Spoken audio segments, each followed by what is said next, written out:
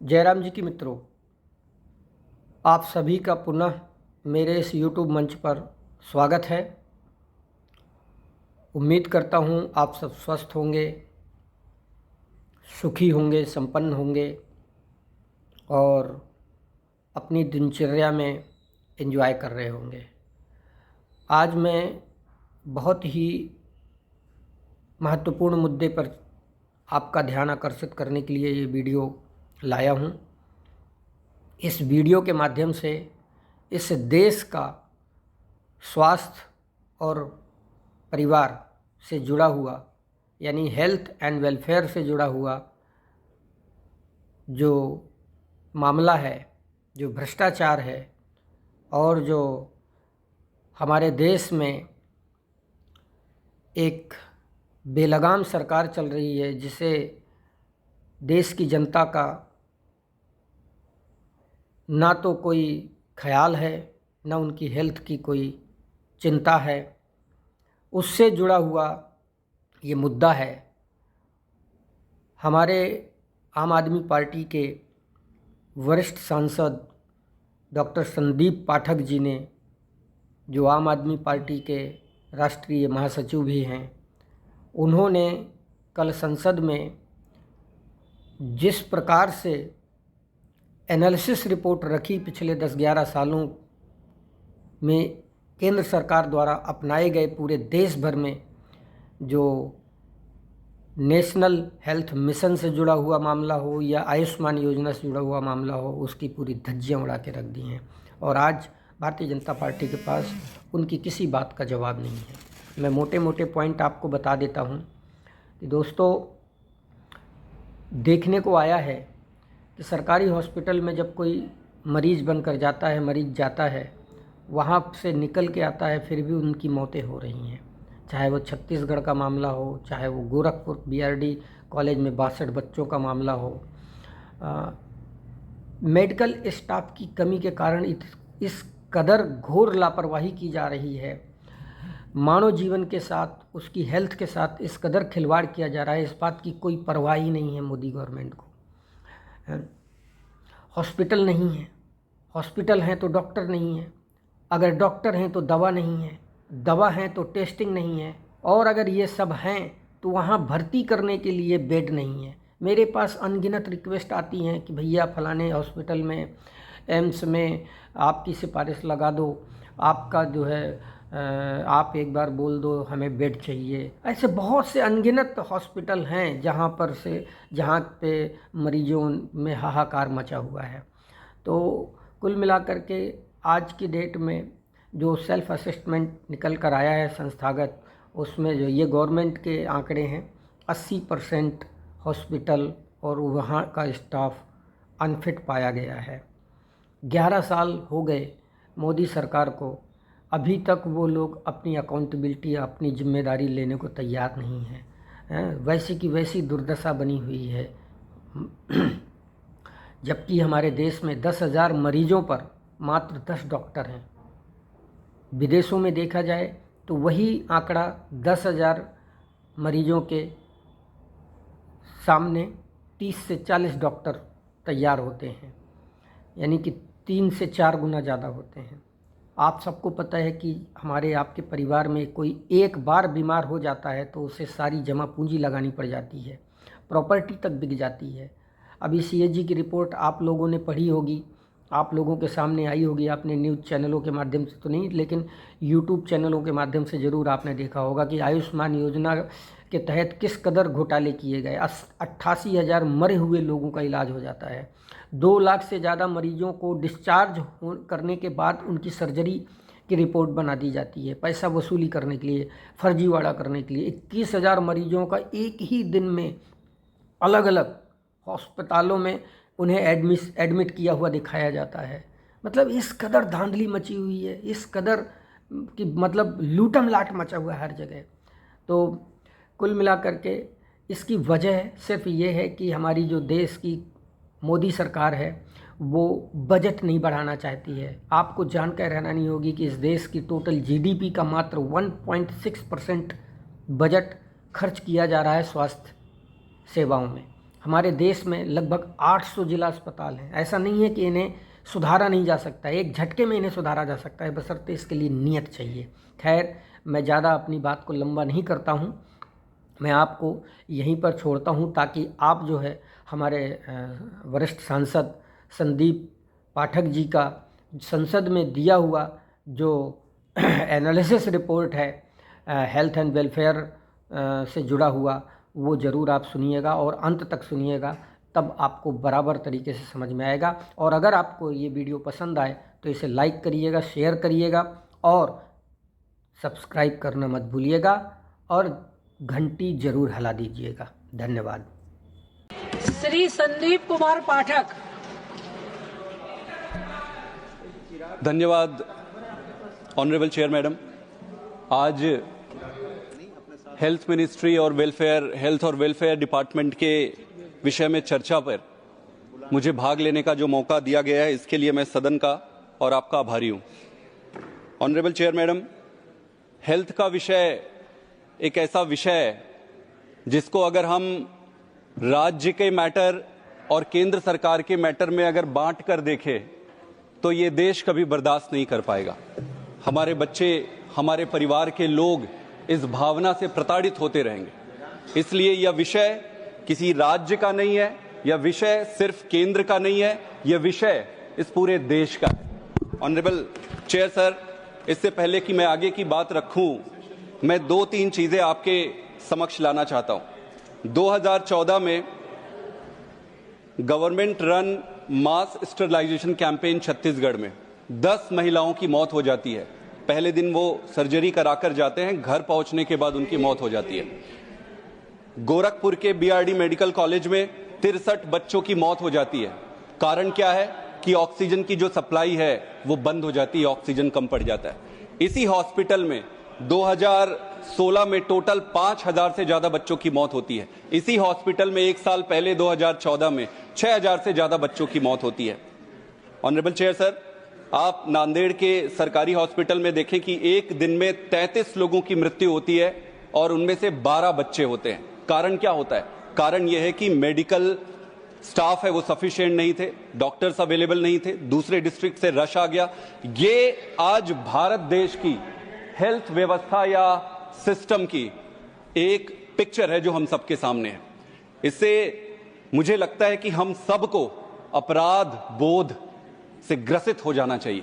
और अगर हमें अभी भी इस बात का खुद पे ये नहीं है कि दुख नहीं हो रहा है, तो मुझे लगता नहीं है कि हम इस काबिल हैं कि इस देश को एक अच्छा स्वास्थ्य और एक अच्छा परिवार दे पाए।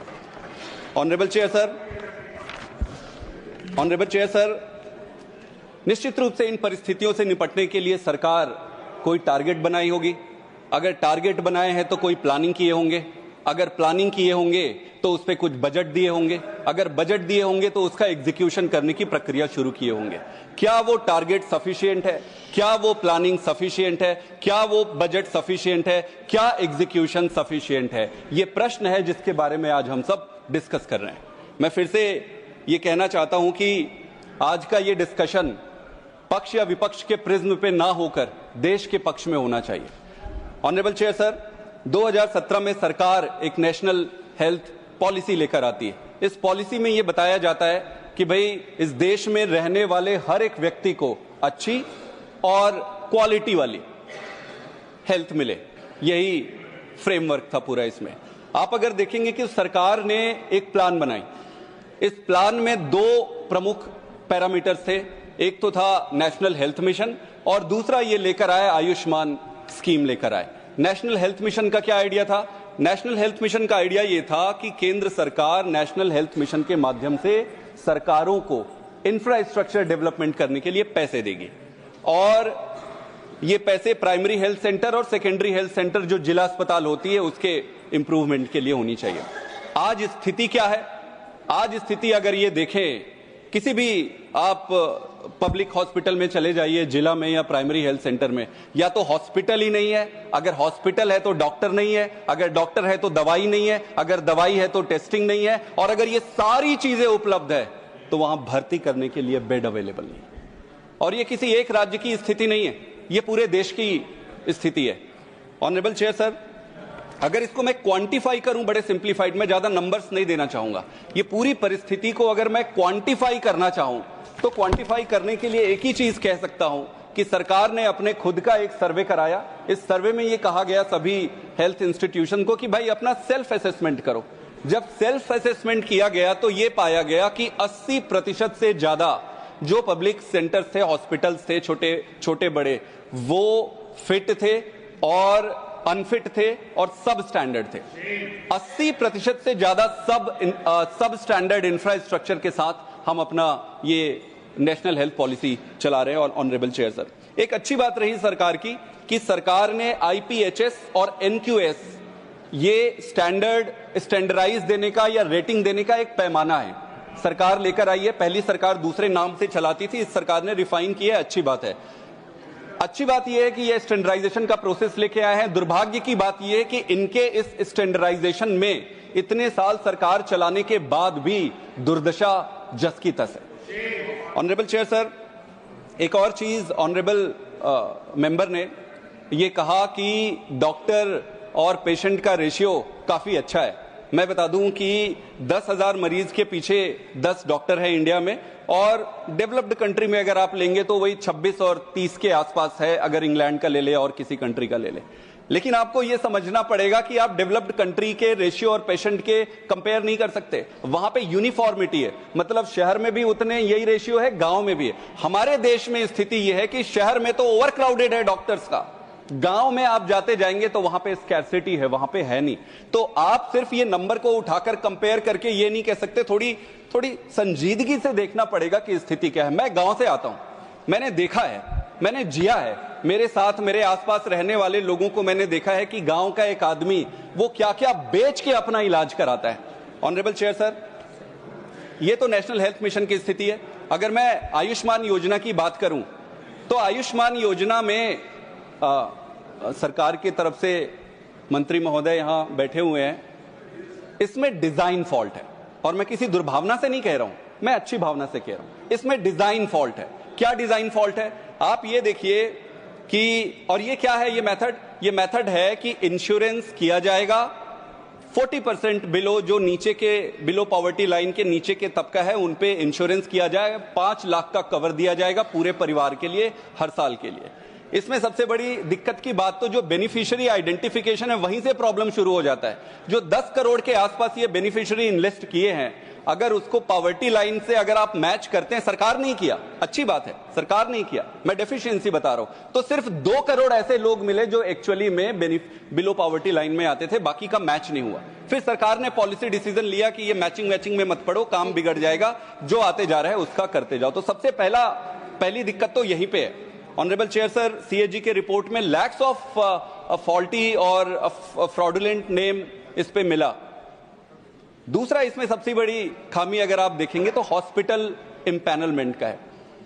ये इस पूरे देश का ही नहीं, पूरे विश्व का एक ऐसा अजूबा इंश्योरेंस स्कीम है जो मरीज को ध्यान में रख के नहीं बनाया गया है, अस्पताल को ध्यान में रख के बनाया गया है। कैसे, मैं आपको बताता हूं। ज्यादातर स्थिति में सर सीरियसनेस ले आते हैं, sir seriousness. Sir honourable chair sir,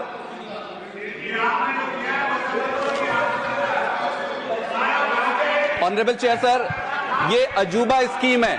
आज तक जितने भी इंश्योरेंस स्कीम उठा लीजिए, सारे इंश्योरेंस स्कीम ऐसा होता है कि इंश्योरेंस हॉस्पिटल को देखकर किया जाता है। ये ऐसा स्कीम है जिसमें बीमारी पे इंपैनलमेंट होती है। मतलब कोई अस्पताल ये कह सकती है कि भाई मैं सिर्फ आंख का करूंगा, मैं बाकी चीज का नहीं करूंगा। कोई हॉस्पिटल ये कह सकती है कि मैं पेट का करूंगा, मैं हाथ पैर का नहीं करूंगा। तो जो इंपैनलमेंट है बीमारी के आधार पर है। आप CGHS ले लीजिए, इसमें हॉस्पिटल के हिसाब से होता है। आप प्राइवेट इंश्योरेंस ले लीजिए, हॉस्पिटल के। क्या कोई आदमी हॉस्पिटल में भर्ती होने के बाद उसके सर्जरी के लिए खुला पड़ा है और वो अचानक कोई प्रॉब्लम आ गया आंख में, तो वो बोलेगा कि भाई करा लो, मेरे पास 5 लाख है। बोला भाई साहब आपका इस पे नहीं होता है, आप अभी बंद करवाओ, सिलवाओ पेट को, या दूसरे हॉस्पिटल जाओ या प्राइवेट में पैसा लाओ, आउट ऑफ पॉकेट कहते हैं ऑनरेबल चेयर।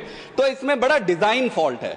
इसके अलावा एक और इंटरेस्टिंग चीज अगर आप देखेंगे कि इसमें हॉस्पिटल में एक और प्रॉब्लम है। जो मैच्योर्ड सिस्टम होता है मैच्योर सिस्टम क्या होता है? मैच्योर सिस्टम में ऑपरेशन या बड़ी सर्जरी तब तक नहीं करते जब तक जरूरी ना हो।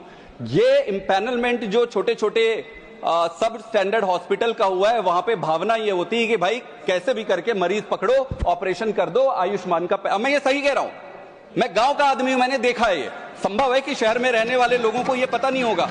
तो और जो इंपॉर्टेंट सर्जरी है ऑनरेबल चेयर सर, जो इंपॉर्टेंट सर्जरी हार्ट से रिलेटेड, उसमें 8,000 रुपए एक सर्जरी होता है। तो जो इंपॉर्टेंट सर्जरी जो होनी चाहिए वो हो नहीं सकती, जिसको दवाई से आप ठीक कर सकते हो वो वहां पे खींच के उसको ऑपरेट कर दिया जाता है। ऑनरेबल चेयर सर, प्लानिंग और क्लैरिटी में मैं एक चीज कहना चाहूंगा कि भाई देखो, इस देश की पूरे सोशियो इकोनॉमिक सिस्टम को 3 चरण में आप बांट सकते हैं, lower income group, middle income group और higher income group. Lower income group के लिए आप नेशनल हेल्थ मिशन लेके आए, सरकारी सिस्टम को आप, अभी मैं सिर्फ प्लानिंग और आपकी आइडिया की बात कर रहा हूं, क्या हुआ है वो अलग बात है। नेशनल हेल्थ मिशन में सरकारी अस्पताल को आप ठीक करना चाह रहे हो, वो किसको कैटर करेगा? वही लो इनकम ग्रुप वालों को करेगा। उसके बाद आप आयुष्मान लेकर आए, इंश्योरेंस स्कीम, वो किसको कैटर कर रहा है? लो इनकम ग्रुप को। मिडिल क्लास को क्या होगा? मिडिल क्लास को क्या होगा? इतना बड़ा मिडिल क्लास का सेक्शन है, ना वो सरकारी अस्पताल अवेल कर रहा है, ना वो इंश्योरेंस की कैटेगरी में आ रहा है। तो अगर ये दोनों नहीं कर रहा है तो फिर ये तो डिजाइन फॉल्ट है सरकार के पूरे मेथड में। सरकार को पता ही नहीं है कि आपका डायरेक्शन क्या है। अगर आपको आपका डायरेक्शन नहीं पता है तो आप क्या ही एग्जीक्यूट करोगे? नीरज जी, डियर सर, इसके अलावा एक चीज और मैं कहना चाहूंगा, आप टैक्स लेते हो मिडिल क्लास से, भाई आपका खर्चे के लिए कहां से पैसा आ रहा है? कोई अपनी जेब से तो नहीं दे रहा है। मिडिल क्लास से पैसा आ रहा है, पैसा मिडिल क्लास से आ रहा है, लेकिन उसकी सुविधा के लिए आपने कुछ भी नहीं किया। एक और है, इसमें अंडर स्पेंडिंग। क्या कारण है? क्या कारण है भाई? केंद्र सरकार 2 लेके आई, नेशनल हेल्थ मिशन और दूसरा आयुष्मान, दोनों में ही मैंने आपको आपके सामने डिजाइन फॉल्ट बता दिए, इनसफिशिएंट बता दिए। क्यों ऐसे हो रही है? क्यों ऐसे हो रही है? ऐसा होने का कारण सर यही कारण है, ऐसी राजनीति के कारण ही देश यहां पहुंचा है।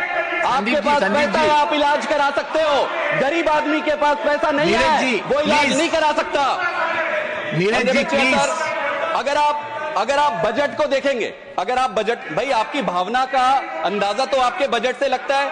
आपने बजट में 1.4% का आपने टोटल जीडीपी का एलोकेट किया है। आप कहते हो कि मार्जिनल इंक्रीज हुआ है, भाई मार्जिनल इंक्रीज तो जीडीपी के ग्रोथ जिस हिसाब से हो रहा है वो होना ही होना है। आपको with respect to the GDP and also corrected with respect to the inflation लेना पड़ेगा। अगर ये सारे अकाउंट फॉर करते हो तो ये नीचे आ जा रहा है। सर, आप जो भी प्लानिंग कर लीजिए, पैसा ही नहीं डालोगे तो होगा क्या? ये आपका हिडन एजेंडा है कि भाषण दो, इस तरीके से डिसरप्ट करो, देश को गुमराह करो और फिर पैसा मत दो आप। सर, एक और चीज आप ये समझिए, बहुत इंपॉर्टेंट चीज कह रहा हूं मैं। तो क्या इस देश में अस्पताल नहीं है? क्यों? क्योंकि पैसा नहीं है, अंडर बजट है। देश में डॉक्टर नहीं है, क्यों? क्योंकि मेडिकल कॉलेज में सीट्स नहीं है। क्यों? क्योंकि बजट नहीं है। देश में मेडिसिन कम पड़ रही है हॉस्पिटल्स में, क्यों? क्योंकि बजट कम पड़ रही है। सिस्टम खराब है, क्यों? क्योंकि बजटिंग। बजट एक महत्वपूर्ण कारण है, लेकिन क्या एक अकेला कारण है? अकेला कारण नहीं है ऑनरेबल चेयर सर, मैं बताता हूं इसका महत्वपूर्ण कारण है। इस देश का दुर्भाग्य है, इस देश का दुर्भाग्य है कि यहां पर जो राजनीति है वो राजनीति मिसप्लेस्ड राजनीति है। कैसे मिसप्लेस्ड राजनीति है? और मैं पूरे पॉलिटिकल क्लास को ये कह रहा हूं, पूरे पॉलिटिकल क्लास ये समझती है कि हेल्थ और एजुकेशन, इससे चुनाव में वोट नहीं मिलते। जिस दिन पॉलिटिकल क्लास ये समझ जाएगा कि हेल्थ और राजनीति को गंदी चुनाव की अपनी राजनीति से दूर रख के देश के लिए करोगे, उस दिन ये देश आगे बढ़ जाएगा। हमने किया, हमने दिल्ली में, हमारी राजनीति क्या है? आप पूछो हमारी राजनीति क्या है, हमारी आइडियोलॉजी क्या है? हमारी आइडियोलॉजी स्कूल है, हॉस्पिटल है। ऐसी राजनीति करेंगे? पंजाब में नेशनल हेल्थ मिशन का पैसा रोक देते हैं। आज अभी जब मैं बोल रहा हूं, दिल्ली में जो मोहल्ला क्लिनिक बने उनका नाम बदल रहा है। 251 मोहल्ला क्लिनिक को आप बदल रहे हो। इस भावना के साथ आप देश चलाओगे? Honourable chair sir, honourable chair sir, Sandeep ji 1 minute. Okay, please. Sir, can I request everybody, please let him finish his speech. You'll have your opportunity to reply. Neeraj ji, आप नहीं नीरज जी, जब आपका मौका आएगा या बता दीजिए, let the member have the freedom to speak.